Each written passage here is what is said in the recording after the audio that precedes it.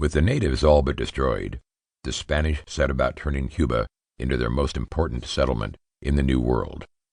The Spanish believed that Cuba was rich in gold, and so the colonists transferred their focus from Hispaniola to Cuba, starting with the Campos voyage and continuing with Velázquez's conquest. They began to delve into the island's rich resources.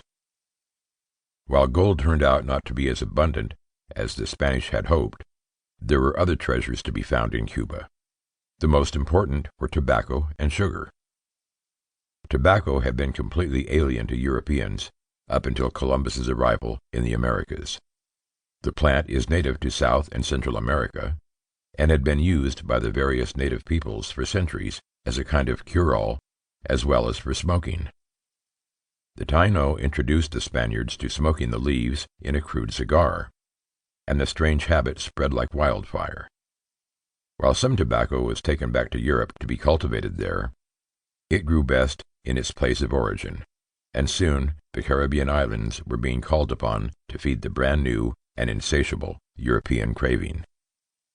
Sugar, on the other hand, had been well known to the European palate since the Crusades. It was a high-profit luxury, so much so that merchants called it white gold, and the ordinary citizen could by no means afford this decadent treat. It is thought that Columbus brought sugarcane to the Caribbean during his second voyage of 1493, where the plant absolutely thrived in the climate. With trade bustling in the island and the rest of the Caribbean, the Spanish were desperate for labor to work in the gold mines, on the ranches, and on tobacco and sugar plantations. As the Taino died in the thousands, all but wiped out by European diseases, the Spanish began to seek other slaves to fuel this tremendous money-making machine they had stumbled upon, and so less than 2 decades after Cuba was conquered, the first shipment of African slaves crossed the Atlantic and started the most widespread and brutal era of slavery in the history of the human race. Timeline of Cuban slavery. The first slave ship landed in Cuba in 1526.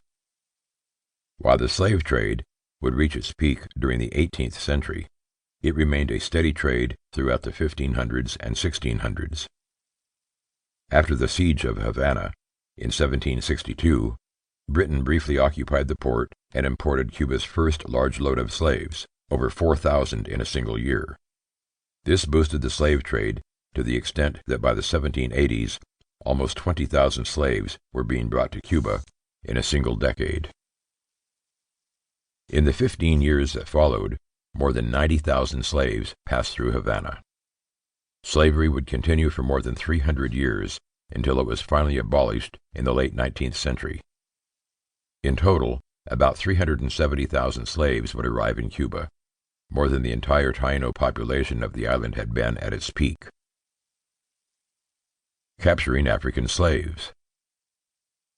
Strangely enough, slavery was not an entirely unheard-of concept in Africa. It was used as punishment in many countries, similar to how imprisonment is used in the modern world. Others were taken as slaves in order to pay off debts. Chattel slavery, however, the form of slavery in which people are traded as property and owned for their entire lives with little or no hope of being made free, was hardly practiced at all, at least not until the slave trade began. At first, Taino people were used, but they were soon all but eradicated by disease and overwork. As early as the year 900, Africans were already engaging in slave trade with Arabs, but it was only when the Atlantic slave trade began in earnest that large numbers were being sold into slavery.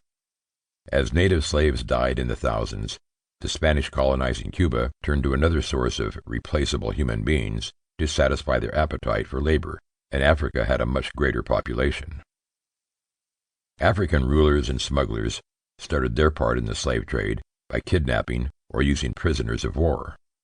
Dragging the slaves from all over Africa to seaports on its western coast, in countries like Sierra Leone, the Congo, Senegal, and Angola, they sold them to European traders who would ship them across the Atlantic to Europe and the New World. The appetite for slaves grew so large that some African nations even began to wage war on one another, just for the sake of generating enough prisoners of war to sell into slavery.